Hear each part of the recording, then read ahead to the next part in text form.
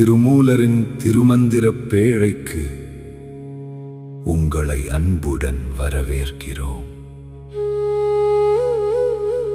இந்த பாயிரத்தின் விளக்க உரையை பாடல் நிறைவடைந்ததும் கேட்கலாம்.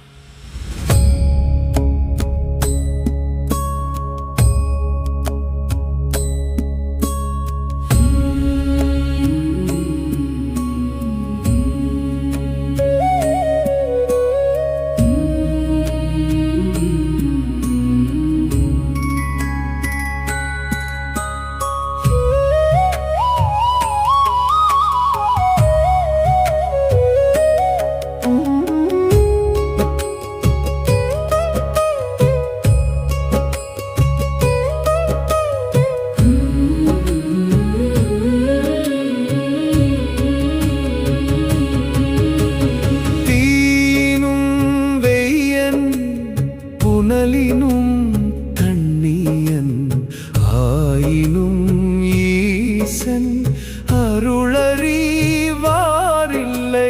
சேயினும் நல்லன் அணியன் நல் அன்பர்க்கு தாயினும் நல்லன் தாழ்சடையோனே.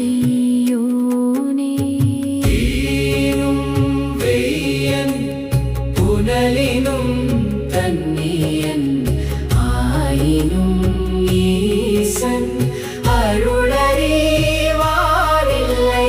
சேயினும் நல்லன் அணியன் நல்லன்பர்க்கு தாயினும் நல்லன் தாழ்சடையோனே.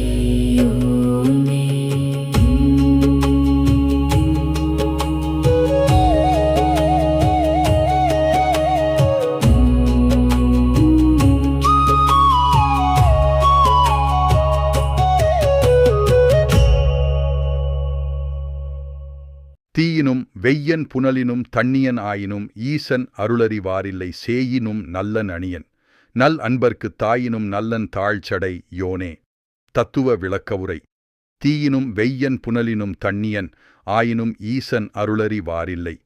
நம் ஈசன் தீயை விடவும் தூய்மையானவன் மற்றும் தாயை விடவும் பேரன்பும் கருணையும் கொண்டவன் ஆவான். நெருப்பு என்பது எப்பொழுதுமே முற்றிலும் சுத்தமானது. நெருப்பை யாராலும் எதனாலும் அசுத்தமாக்க முடியாது. எவ்வளவு பெரிய அசுத்தங்கள் தீயில் விழுந்தாலும் அந்த அசுத்தங்களும் தீயோடு சேர்ந்து புனிதமாகிவிடும். அப்படிப்பட்ட தீயின் சோதி வடிவமாக இருக்கும் நம் அப்பன் இறைவன் தீயை விடவும் பல மடங்கு புனிதமானவன். அடுத்ததாக அவன் நீரை விடவும் குளுமையானவன். நீரின் குணம் என்னவென்றால் அது எப்பொழுதுமே மேலிருந்து கீழ் நோக்கி இறங்கி வரும். அதேபோல நம் இறைவன் அண்ட சராசரங்களுக்கும் அப்பால் எட்டாத உயரத்தில் இருந்தாலும் அவன் தன் பேரன்பினால் நமக்காக கீழே இறங்கி நம்மை தேடி வருகிறான். இறைவனுக்கும் நமக்கும் உள்ள தூரம் என்பது உலகியல் அளவுகளால் அளக்கப்படுவது அல்ல, அது தூய அன்பால் மட்டுமே வரையறுக்கப்படுவது ஆகும். சேயினும் நல்லன் அணியன் நல் அன்பர்க்குத். இங்கு நாம் ஆழமாக கவனிக்க வேண்டிய ஒரு உண்மை உண்டு. நீராகவும் பேரொளி தூய்மையானவனாகவும் இருக்கும் அந்த ஈசனே நமக்கு தாயாகிறான். நமது உடலில் வெப்பமும் இரத்தமும் நீர்ச்சத்தும் எப்பொழுதும் சமநிலையில் இருக்கும். இந்த வெப்பமும் நீர்ச்சத்தும் நம் உடலில் இல்லை என்றால் உடலின் இயக்கமே முற்றிலும் பாதிக்கப்பட்டுவிடும். அந்த பிரபஞ்ச பேராற்றல் நம் உள்ளேயே வெப்பமாகவும் நீராகவும் இருந்து நம்மை இயக்கிக் கொண்டிருக்கிறது. ஆனால் அப்படி நமக்குள் இருப்பவனை நாம் தான் இன்னும் உணராமல் இருக்கிறோம். தாயினும் நல்லன் தாழ்ச்சடையோனே. அவன் எத்தகையவன் என்றால் பிறந்த குழந்தைக்கு அந்த பிறந்த நொடியில் எந்த கர்மாவும் இருக்காது. அது தெய்வத்தின் வடிவம்.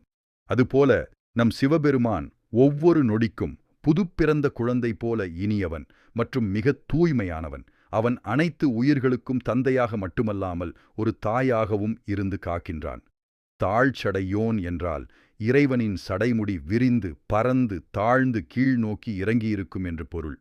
அந்த பரந்த சடைமுடி என்பது அகிலாண்டங்களையும் இந்த பிரபஞ்சத்தையும் அதிலுள்ள அனைத்து ஜீவராசிகளையும் குறிக்கக்கூடியது ஆகும். அவனது சடைமுடி கீழே இறங்குவது போல நம் தாயாகிய சிவபெருமான் நமக்காக கீழே இறங்கி நம்மிடம் வந்து நமக்கு தன் பேரருளை வாரி வழங்குகிறான் என்பதே இதன் முழுமையான உட்பொருளாகும். பீரிந்தே